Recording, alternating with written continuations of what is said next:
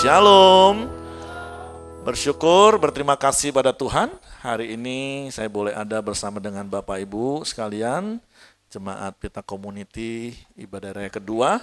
Dan seperti tadi Sheila sudah katakan, ini minggu terakhir untuk kita belajar tema 2 bulanan kita, yaitu dipulihkan untuk bertumbuh. Nah, saya percaya ada begitu banyak hal yang sudah kita belajar selama 2 bulan ini, bagaimana supaya hidup kita terus mengalami pemulihan dan kemudian kita terus bertumbuh dengan menghasilkan buah yang sesuai dengan kehendak Bapa.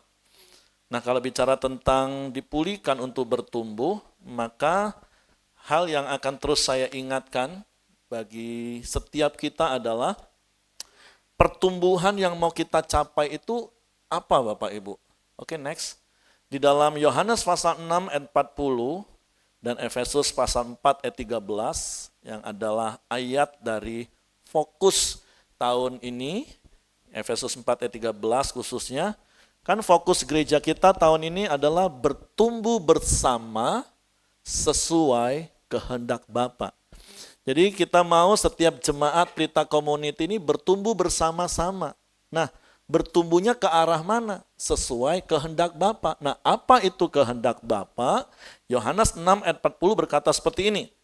Sebab inilah kehendak Bapa-Ku, yaitu apa?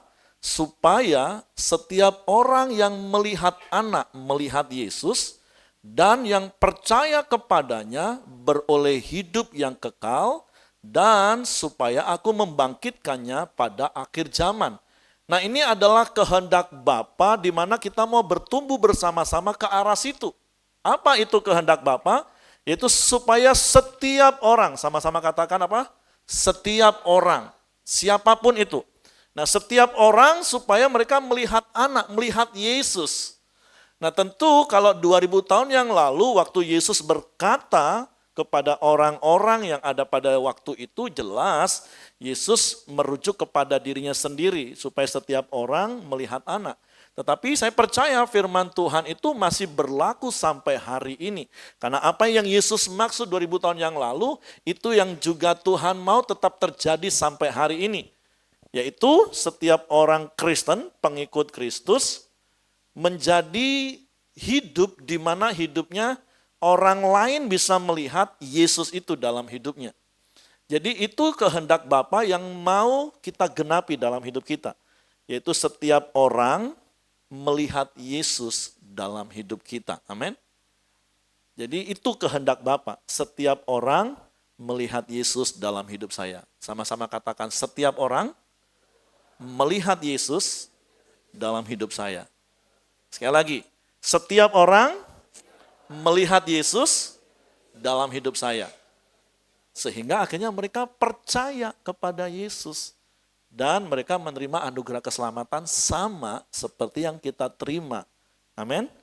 Jadi kekristenan gak boleh berhenti di kita. Yang penting aku udah percaya Yesus, nanti mati aku masuk surga. Enggak seperti itu kekristenan. Kekristenan harus memenuhi kehendak Bapa, yaitu supaya setiap orang melihat Kristus dalam hidup kita. Coba lihat kanan kiri. Ada wajah Kristus di situ? Kok gak yakin lihatnya? Kan enaknya kalau jemaatnya gak banyak, itu kita bisa lebih kenal satu dengan yang lain kan. Nah, tapi bukan karena saking kenalnya yang saya katakan tadi, lihat jadi ragu-ragu. Kan kalau yang ibadah hadir ribuan kan, enggak kenal lah lu gua kan. Nah, kalau dekat kan, Yesus.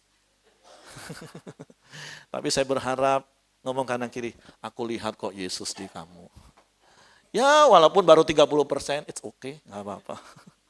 60 ada 100. Ya, itu yang mau kita capai bersama-sama dalam hidup kekristenan. Dan saya percaya beberapa bulan ini saya selalu ngomong sama jemaat, ini bukan sesuatu yang sedang akan kita capai, tapi saya percaya sejak Bapak Ibu percaya Yesus, Bapak Ibu sudah ada di dalam tracknya. Kalau Bapak Ibu tadi lihat gambar pertama di slide, ya itulah enaknya AI zaman sekarang ya Bapak Ibu ya. Tinggal buat permintaan saja, tolong buatin gambar transformasi dari manusia Kristen yang menjadi berubah semakin serupa dengan Kristus. Dalam hitungan detik Bapak Ibu, muncul gambar ini. Oke juga, dari hidup seperti manusia penuh kegelapan, tapi prosesnya ada progres sampai seperti Kristus. Itu sisi enaknya di satu sisi. Tapi di sisi yang lain, dengan perkembangan teknologi AI, kemarin saya baca, sudah total 900.000 orang di PHK karena gara-gara AI. Maka saya ngomong kemarin sama istri, tapi kenapa jurusan IT masih orang berebut dan harganya masih mahal ya? Sebentar IT akan diganti semua dengan AI. Ya, cari jurusan yang nggak akan mungkin bisa diganti dengan AI. Salah satunya pendeta. Ngomong kanan kiri, jadi pendeta. Pendeta nggak akan diganti AI. Iya kan Bapak Ibu? Walaupun ada ChatGPT sekarang khotbah, walaupun saya juga ngomong jangan pula khotbah tanyanya sama AI. Itu bertobat pendeta yang model seperti itu. Walaupun nggak salah untuk menggunakan sebagai fasilitas. Tapi bukan tanya, besok aku mau khotbah ini tolong siapin ya. Oh enggak lah, harusnya kan tanya Roh Kudus. Kemarin saya juga, tiba-tiba siang pertemuan, harusnya tadi pagi Ibu Sunlan yang melayani, tiba-tiba karena aftur naik. Semua flight hari ini yang satu grup itu di-cancel, sehingga Ibu Sunlan harus jam 6 pagi harus terbang. Ya saya cuma tanya, Tuhan mau ngomong apa? Kalau di ibadah 2 dan ibadah 3 saya udah siapin. Karena memang khotbah saya bulan lalu kan belum saya khotbahin di ibadah 2. Tuhan mau ngomong apa saya ke ibadah 1 Tuhan ya. Nah, tapi akhirnya khotbah saya 1, 2, 3 sama walaupun masih berkaitan dengan khotbah saya bulan lalu. Nah, kembali kepada topik khotbah hari ini ya. Jadi pertumbuhan yang mau kita capai yaitu supaya setiap orang melihat Yesus dalam hidup kita dan kemudian mereka jadi percaya kepada Yesus. Nah di dalam Efesus pasal 4 ayat 13 firman Tuhan ngomong gini, sampai kita semua, sama-sama katakan kita semua. Ya, ngomong kanan kiri, kita semua. Sampai kita semua Bapak Ibu, ini doa setiap pemimpin tentunya, setiap jemaat, setiap kita bahkan dimulai dari kami para pemimpin, sampai kita semua telah mencapai kesatuan iman dan pengetahuan yang benar tentang anak Allah, kedewasaan penuh dan tingkat pertumbuhan yang sesuai dengan kepenuhan Kristus. Amin. Nah ini yang mau kita capai bersama-sama. Makanya sekali lagi fokus tahun ini bertumbuh bersama. Kita nggak bisa sendirian Bapak Ibu. Untuk kita mencapai keserupaan dengan Kristus, menjadi sesuai dengan kehendak Bapa, kita butuh bersama. Ngomong kanan kiri lagi, aku butuh kamu untuk jadi serupa dengan Kristus. Nggak bisa sendirian Bapak Ibu. Kita butuh orang-orang di sekitar kita. Nah hari ini kita mau belajar dari 1 Korintus pasal yang ketiga ayat 5 sampai ayat yang ke-7. Ada beberapa prinsip kebenaran firman Tuhan yang harus kita praktekkan supaya kita bisa terus mengalami pemulihan dan kemudian kita bisa terus bertumbuh bersama-sama sesuai dengan kehendak Bapa, yaitu semakin serupa dengan Kristus. 1 Korintus 3:5 mulai, jadi apakah Apolos, apakah Paulus, pelayan-pelayan Tuhan yang olehnya kamu menjadi percaya, masing-masing menurut jalan yang diberikan Tuhan kepadanya. Aku menanam, Apolos menyiram, tetapi Allah yang memberi pertumbuhan. Karena itu yang penting bukanlah yang menanam atau yang menyiram, melainkan apa? Allah yang memberi pertumbuhan. Nah di khotbah saya bulan lalu saya katakan bertumbuh itu otomatis Bapak Ibu. Karena Allah yang memberikan pertumbuhan. Nah nanti di poin kedua kita akan belajar dari apa yang sudah saya sampaikan bulan lalu. Kalau Bapak Ibu ada yang dengerin di YouTube kita. Karena sekali lagi yang menentukan kita bertumbuh nggak bertumbuh itu bukan keadaan sekeliling kita. Tapi apa yang harus kita lakukan? Nah, hari ini paling tidak ada 3 hal yang mau kita lakukan. Yang pertama itu jangan memiliki spirit kultus individu Bapak Ibu. Tadi ayat itu dikatakan Apolos dan Paulus itu enggak penting. Karena firman Tuhan katakan bukan yang menanam, bukan yang menyiram yang penting. Tapi yang penting itu Allah yang memberikan pertumbuhan. Jangan mempunyai kultus individu. Ya, saya bersyukur jemaat Pelita Community saya percaya semakin bertumbuh, semakin dewasa. Bahkan tadi pagi saya juga ngomong sama jemaat di Balai 1, saya berharap tidak ada yang kecewa.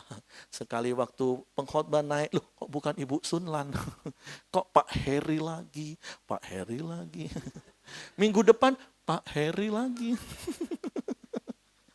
Ya kan?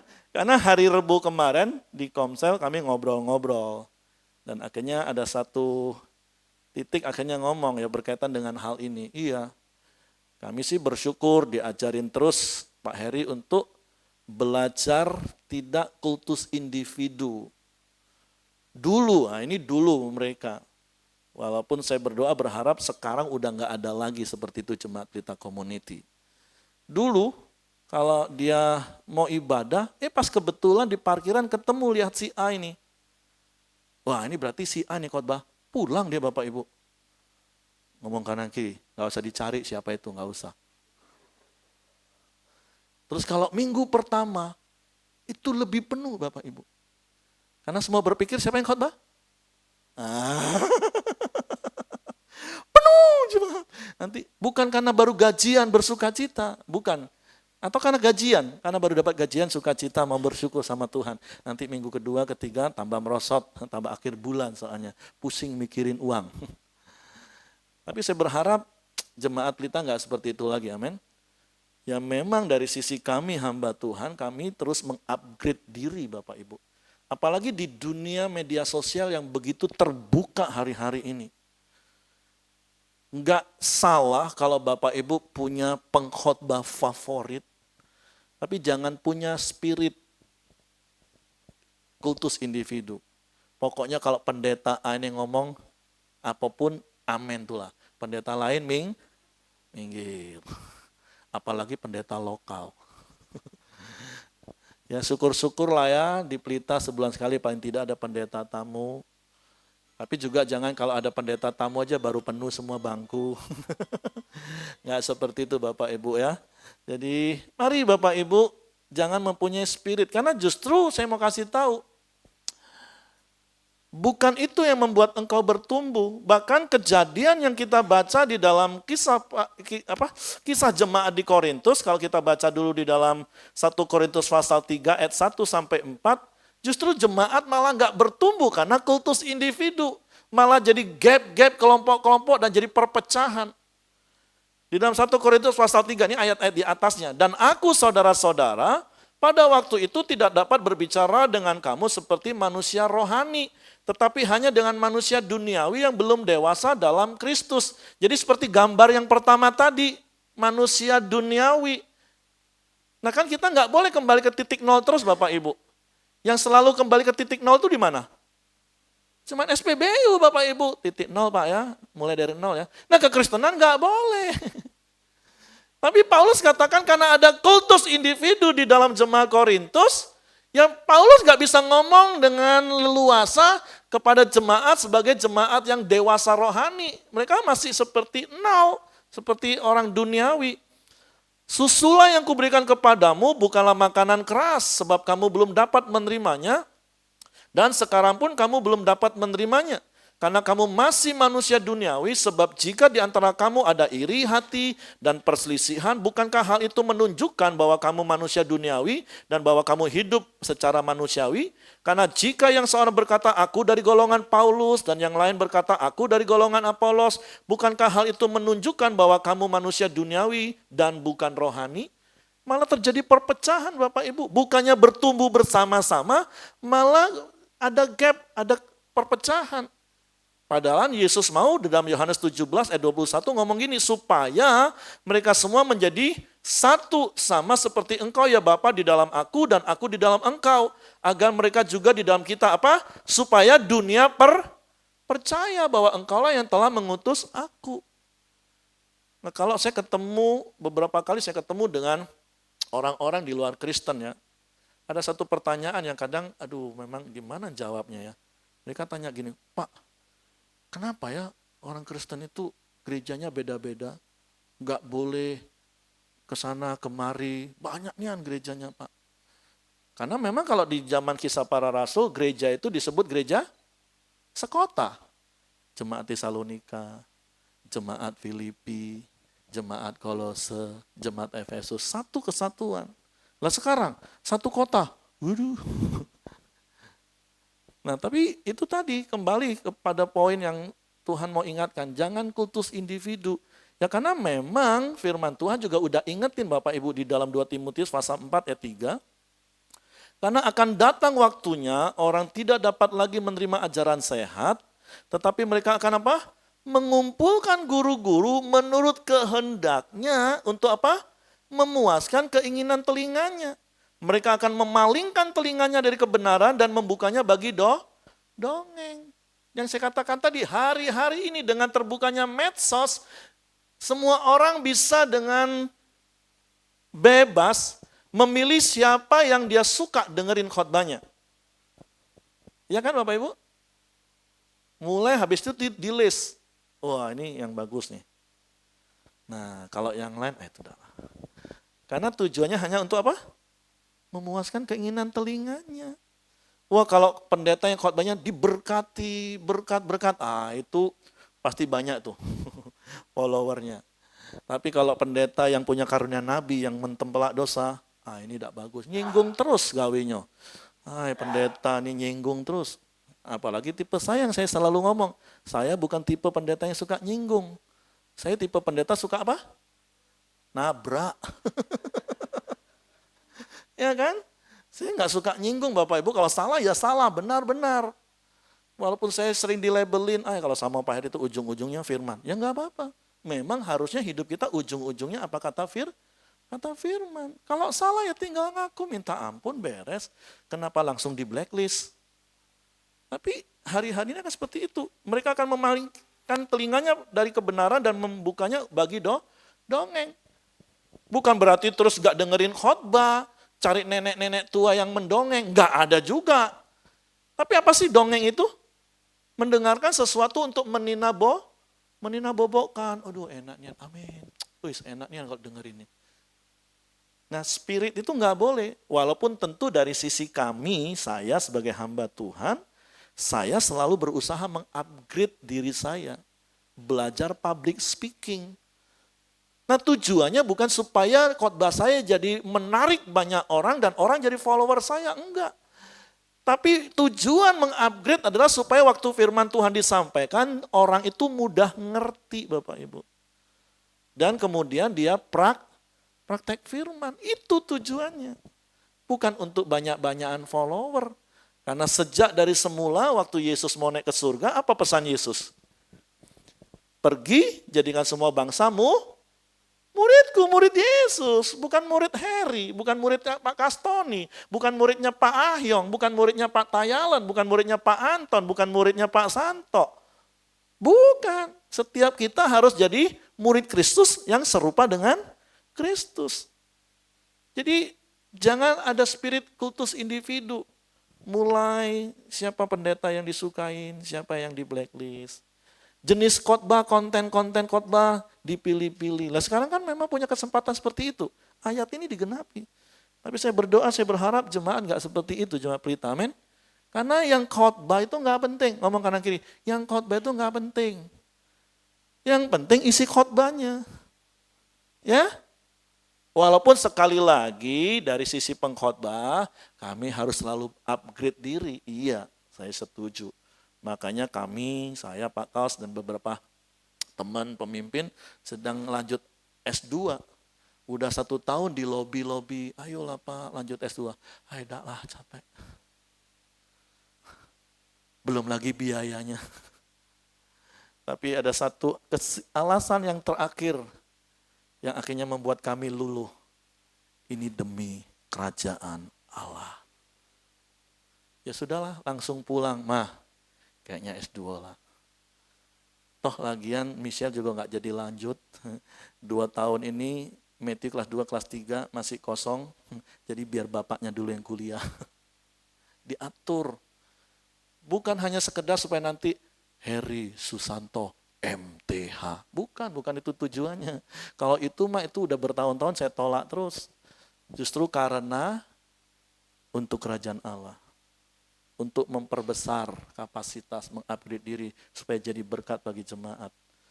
Nah jadi mari Bapak Ibu sekali lagi, hal yang pertama, karena ketika engkau kultus individu, engkau punya pendeta favorit, engkau punya konten khotbah yang paling kau suka, itu enggak akan menentukan engkau bertumbuh. Tadi pagi saya ngomong gini, lebih baiklah. Pusing aku dengerin khotbahnya Pak. Karena saya selalu nasihati jemaat, khususnya di Komsel. Pokoknya 45 menit khotbah, kalaupun kau tidak ngerti, gak apa-apa. Minimal ada satu kalimat aja yang klik sama kamu, udahlah lebih daripada cukup. Daripada kamu, bagus nian khotbahnya Pak, bagus nian. Pokoknya 45 menit aku, rasanya gak mau terlewat.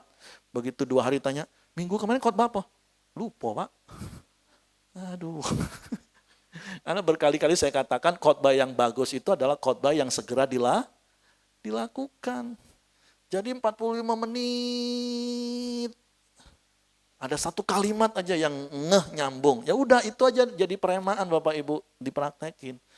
Ya kalau syukur-syukur semua tercerna, puji Tuhan.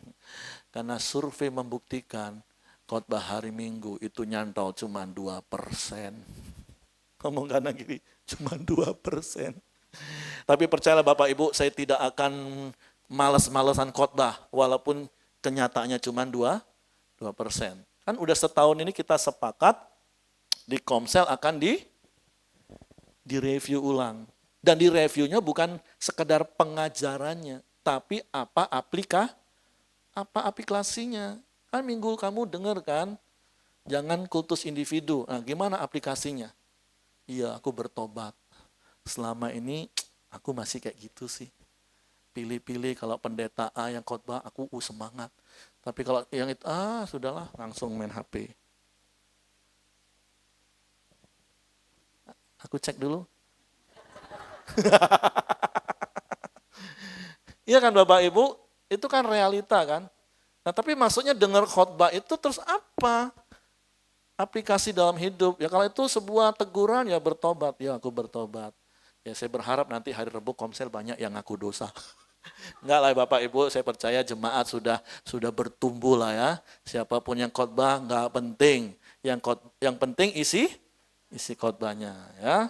Jadi yang khotbah itu enggak penting. Yang penting isi khotbahnya. Dengerin. Jangan sampai apa Bapak Ibu yang pertama? Jangan kultus individu. Siapapun yang sampaikan firman, buka hati. Karena ketika kita punya hati yang subur, ini yang kedua. Kalau engkau mau bertumbuh, tugas kita adalah jaga hati. Jagalah hatimu dengan segala kewaspadaan, karena dari situlah terpancar kehidupan. Nah Bapak Ibu boleh dengerin khotbah saya bulan lalu.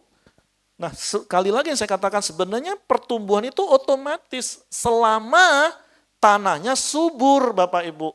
Selama tanahnya subur, mau benih apapun ditabur pasti akan bertumbuh dan berbuah. Ada lagu di Indonesia ngomong gini, tongkat pun dilempar jadi tanaman. Subur, karena subur tanah Indonesia. Nah, jadi benih firman apapun yang ditabur dalam hati kita harusnya itu bertumbuh dan berbuah.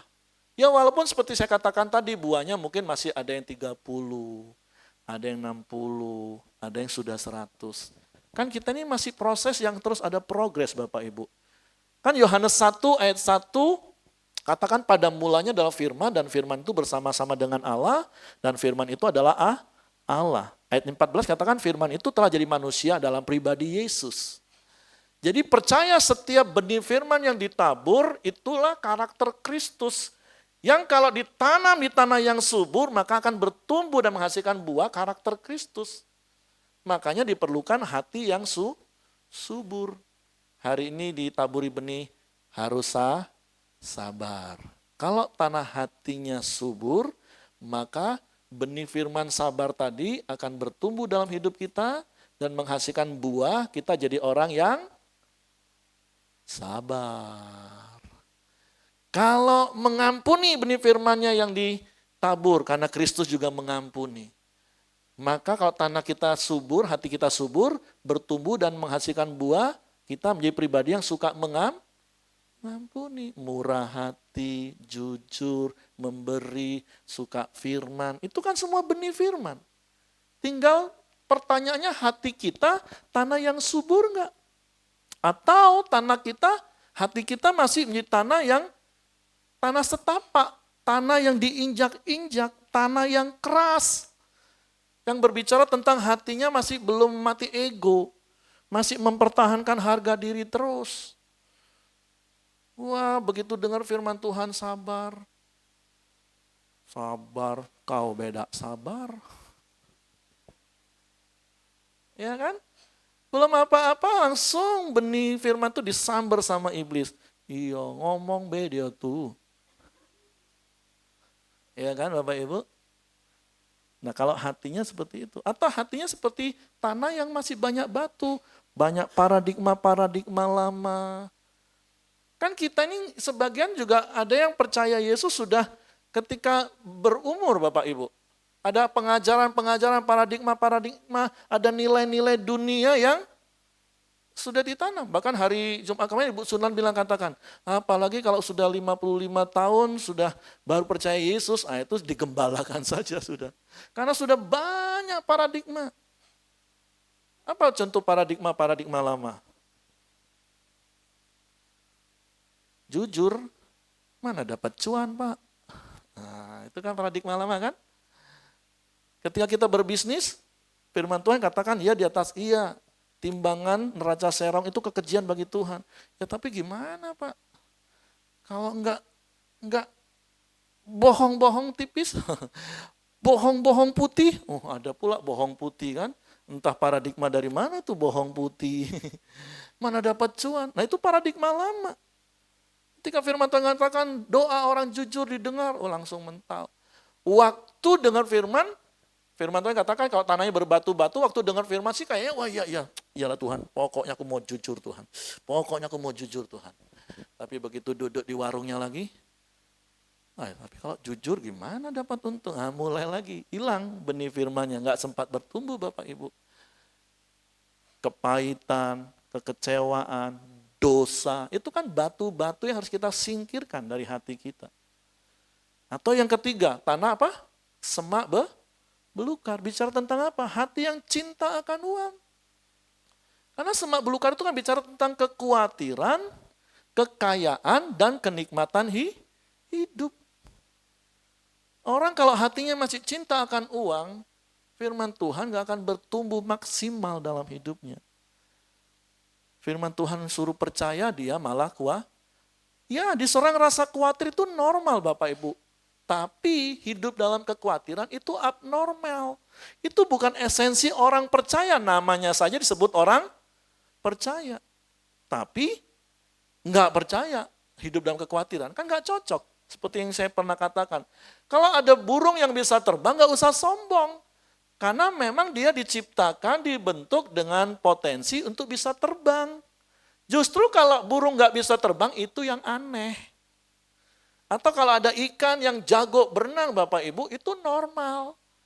Tapi kalau ada ikan yang nggak bisa berenang, itu abnormal. Iya kan? Nah kalau kita ngomong kita orang percaya, terus hidup kita percaya sungguh-sungguh, itu normal.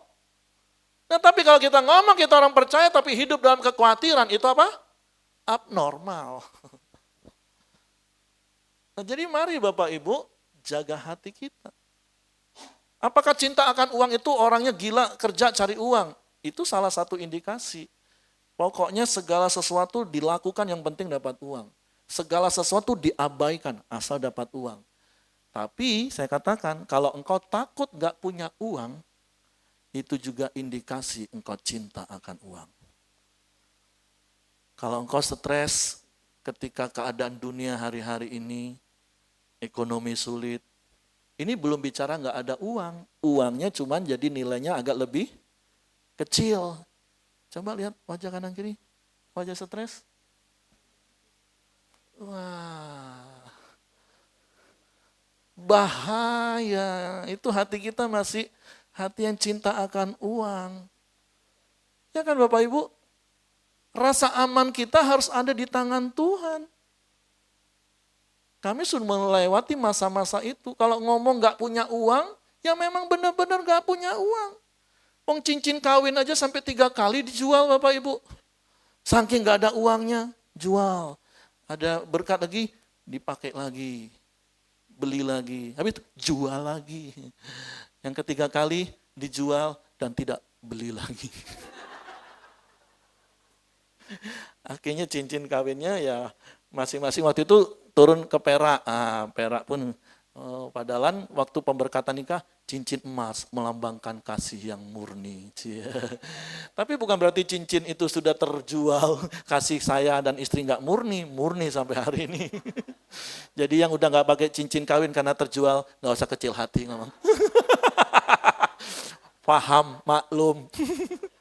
Tapi jangan hidup dalam kekhawatiran Bapak Ibu, ya kan? Happy. Jangankan cincin, HP saja dulu sempat hampir terjual karena memang nggak punya uang Bapak Ibu. Coba lihat kanan kiri lagi, ini wajah-wajah orang masih punya uang. Oh, cuman 1-2 yang amin. Malah yang nggak punya banyak uang yang amin. Nah, itu memang biasa itu, yang punya banyak uang itu pura-pura nggak punya uang itu biasa itu Bapak Ibu. Dari ketawanya betul kan? Iya. Yang nggak punya uang banyak langsung ngomong amin. Yang punya banyak uang diam-diam. Takut ketahuan nanti dipinjam.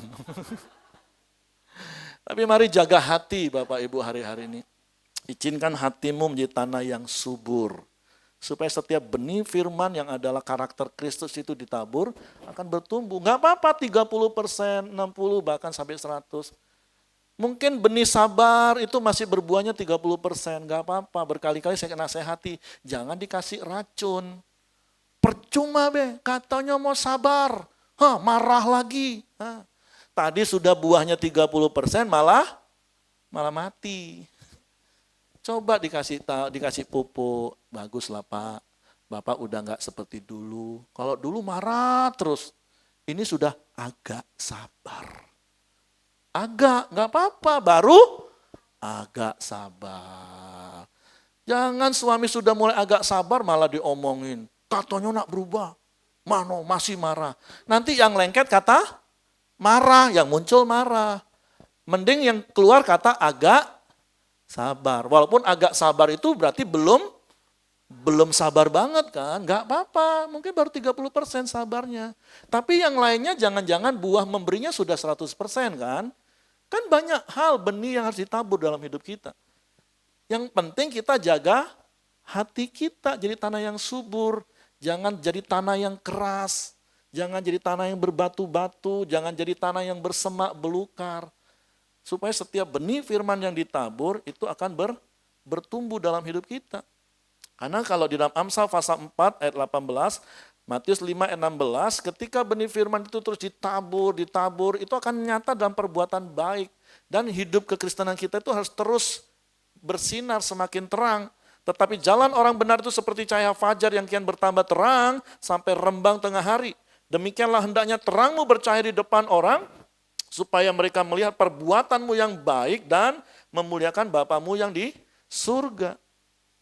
Jadi mari jaga hati kita Bapak Ibu. Supaya jadi tanah yang subur.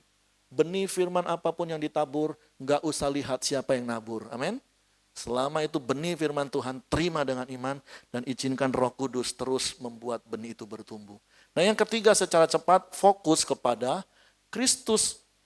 Namun aku hidup tetapi bukan lagi aku sendiri yang hidup, melainkan Kristus yang hidup di dalam aku. Dan hidupku yang kuhidupi sekarang di dalam daging adalah hidup oleh iman dalam anak Allah yang telah mengasihi aku dan menyerahkan dirinya untuk aku. Ingat Bapak Ibu, kan udah banyak benih firman yang adalah karakter Kristus yang sudah ditabur dalam hidup kita. Jadi seperti Paulus katakan, aku hidup tapi bukan aku, melainkan Kristus yang hidup dalam hidup kita. Dan kalau Kristus yang hidup dalam hidup kita, maka yang keluar dari hidup kita pasti adalah Kristus. Sesimpel itu Bapak Ibu kekristenan. Makanya setiap hari kita harus berjalan bersama Kristus, belajar dari Kristus, dan berubah serupa Kristus.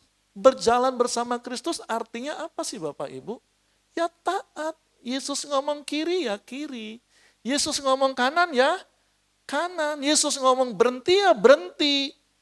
Ini jangan kalau lagi menghadapi situasi sulit baru teriak, Tuhan di mana engkau? Katanya engkau Immanuel berjalan bersama dengan aku. Kalau lagi punya kesulitan.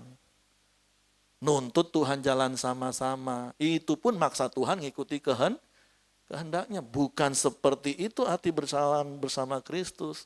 Nanti kalau sudah agak lega dikit, nah Yesus ke kanan dia ke kiri. Yesus maju, dia mundur. Sibuk Pak, capek Pak. Yesus suruh maju, ayo semangat pelayanan. Ayo sibuk nian Pak. Nah Yesus suruh maju, dia mundur. Yesus ngomong kanan, dia ke kiri. Enggak seperti itu kekristenan. Berjalan bersama Kristus setiap hari. Belajar dari Kristus. Di Komsel Kemis kemarin saya ngomong, di anggota Komsel. Kenapa kami bisa menikmati rumah tangga kami? Ya karena kami terus belajar dari Kristus. Menghadapi situasi apapun, apalagi kalau sedang ada konflik, ada persoalan.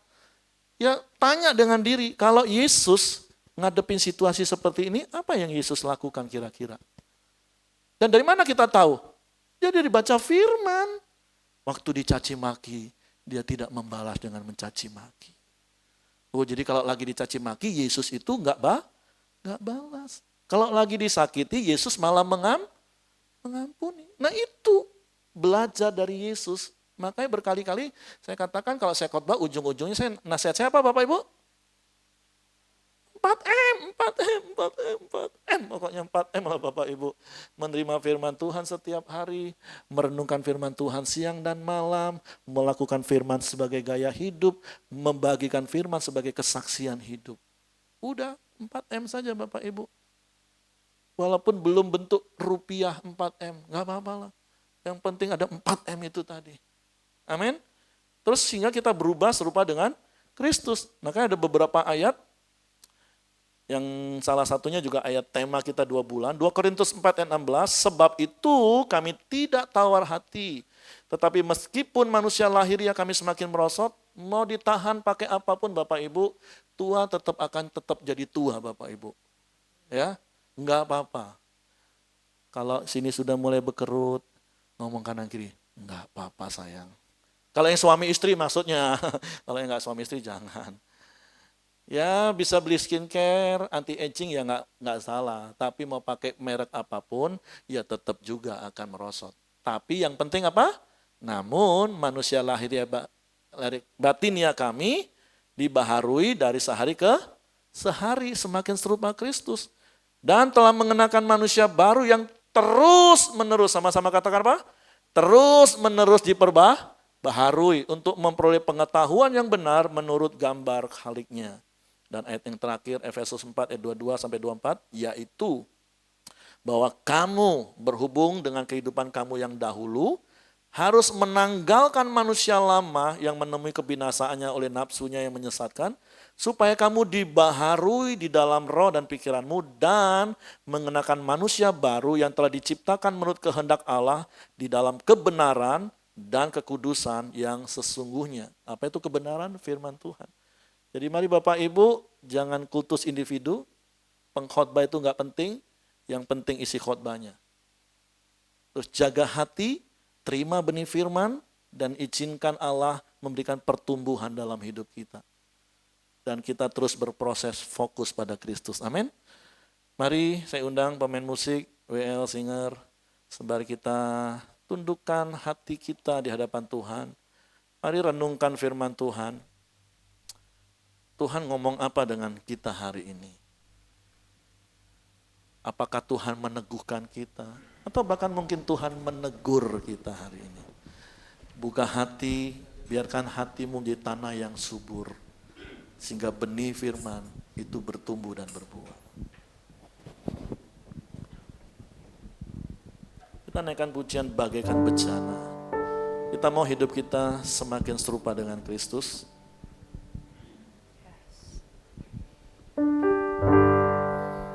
Terima kasih Tuhan.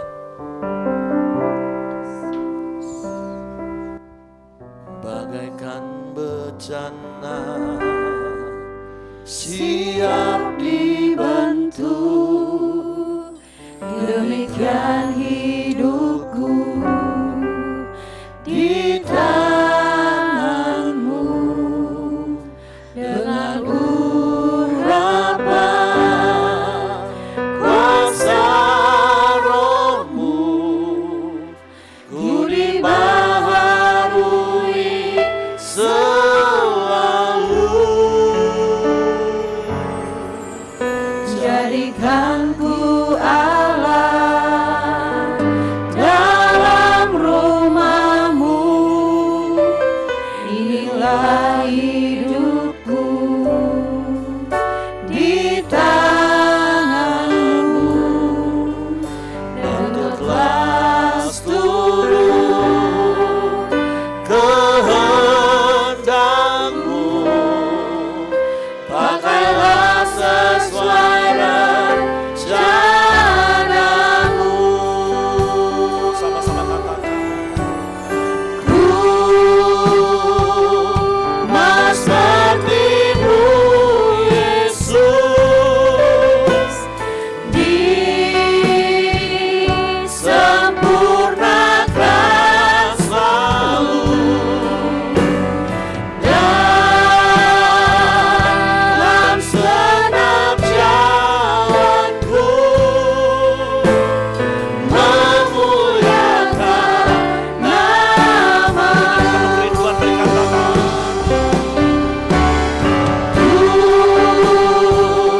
Mau seperti-Mu, Yesus,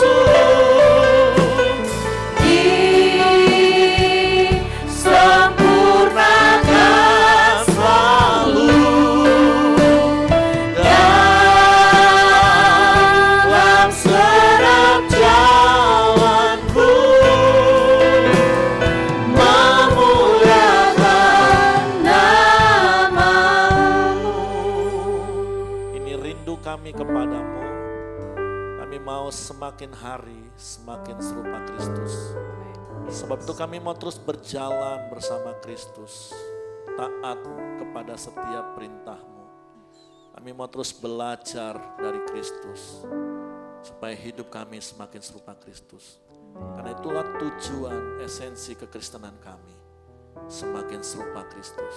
Kami mau terus jaga hati kami Tuhan, dan hanya fokus kepadamu. Tuhan, terima kasih buat firman-Mu. Biarlah kami melakukan firman-Mu. Terima kasih dalam nama Yesus. Haleluya.